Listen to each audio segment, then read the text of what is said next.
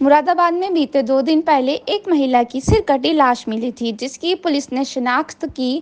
तो मुरादाबाद पुलिस के मुताबिक 2 दिन पहले कटघर थाना इलाके के देवापुर में रामगंगा नदी के किनारे झाड़ियों में सिरकटी महिला का शव मिला था, जिसकी पहचान बिजनौर निवासी रिंकी के रूप में हुई है। पुलिस ने हत्याकांड का खुलासा कर रामपुर में स्पेशल ब्रांच की रीजनल इंटेलिजेंस यूनिट के एक सिपाही ने अपनी कांस्टेबल बीवी की हत्या कर दी।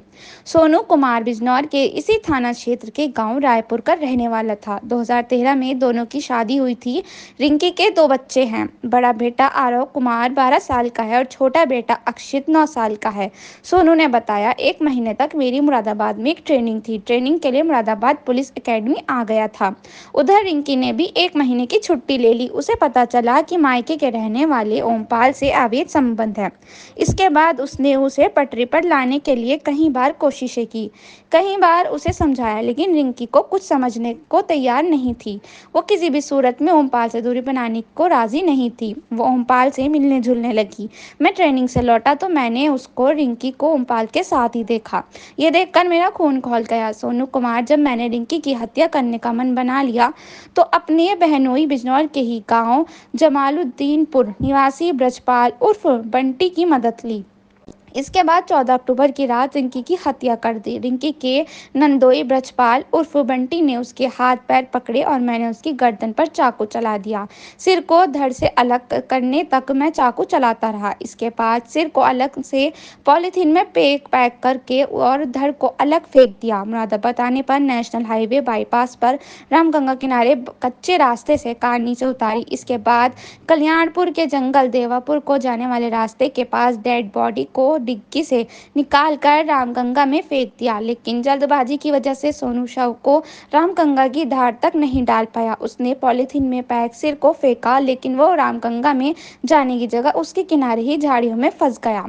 अंधेरा और जल्दबाजी की वजह से सोनू और ब्रजपाल वहां से जल्दी निकल गए। सोनू ने सोचा था शव रामगंगा नदी के बहाव में बह जाएगा। उसने सोचा था कि सिर और धड़ अलग अलग बह जाएंगे, लेकिन ऐसा नहीं हुआ। 3 दिन बाद ही ये डेड बॉडी कटघर पुलिस के हाथ लग गई। फिलहाल रामपुर पुलिस ने महिला थाने में तैनात महिला सिपाही रिंकी, जिसकी उम्र 35 की हत्या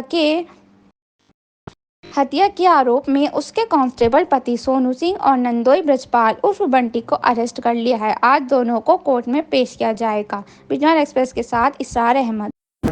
क्या कार्रवाई की है?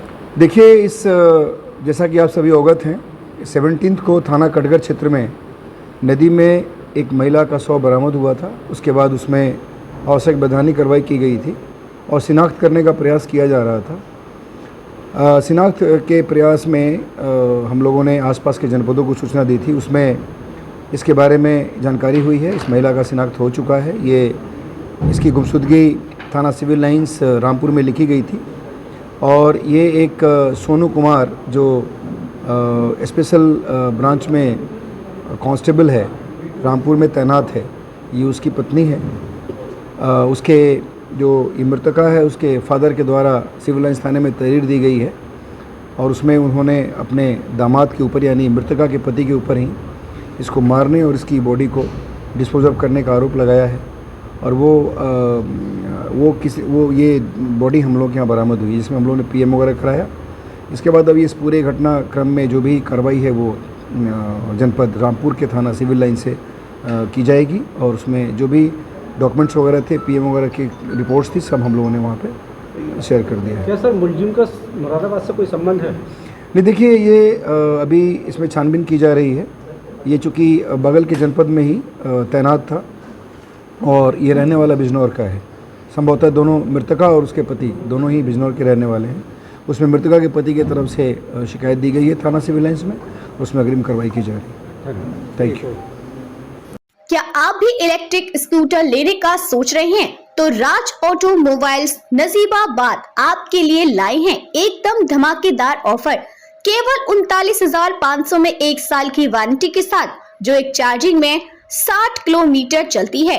बुकिंग ऑफर 25 जुलाई से 25 अगस्त तक रहेगा।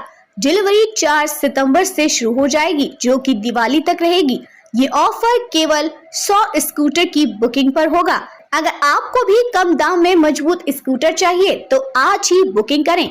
कॉल करें 7078820007। खबरों से जुड़े रहने के लिए हमारे YouTube चैनल को बेल आइकन पर क्लिक कर सब्सक्राइब करें।